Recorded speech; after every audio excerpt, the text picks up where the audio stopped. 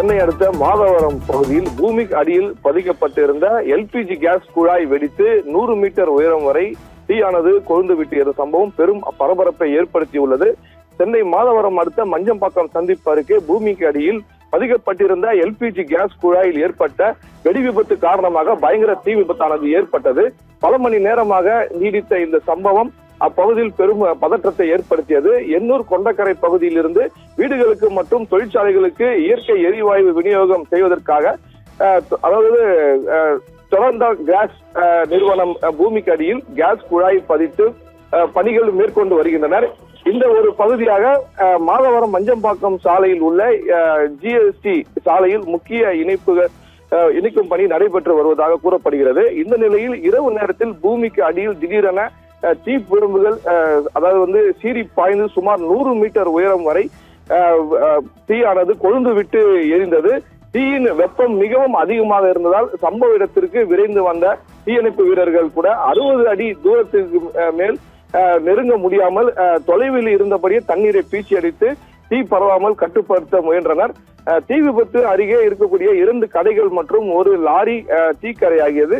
சேதமடைந்த இதனால் சேதமடைந்த பொருட்கள் எவ்வளவு எந்தெந்த பொருட்கள் சேதமடைந்தன போலீசார் அங்க விசாரணை மேற்கொண்ட பிறகே தெரிய வரும்.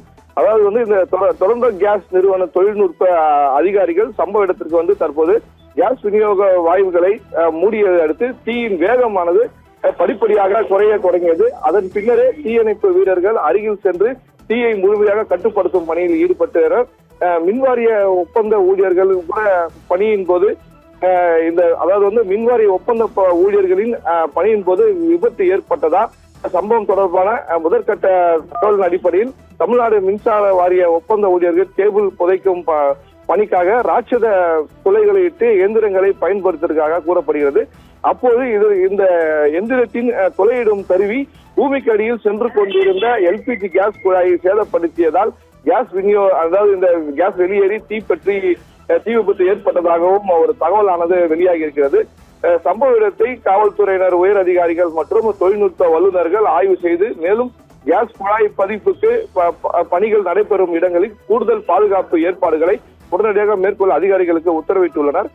இந்த தீ விபத்தில் மாதவரம் ரவுண்டானா மஞ்சம்பாக்கம் 200 அடி சாலையில் போக்குவரத்து முற்றிலும் பாதிக்கப்பட்டு பாதுகாப்பு காரணங்களால் அந்த சாலையில் போக்குவரத்து நிறுத்தப்பட்டு வாகனங்கள் மாற்றுப்பாதையில் திருப்பி அனுப்பிவிடப்பட்டனர்.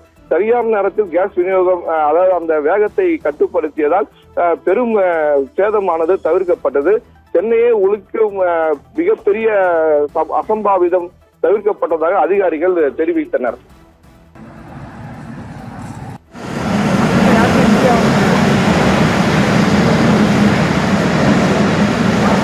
கணக்கு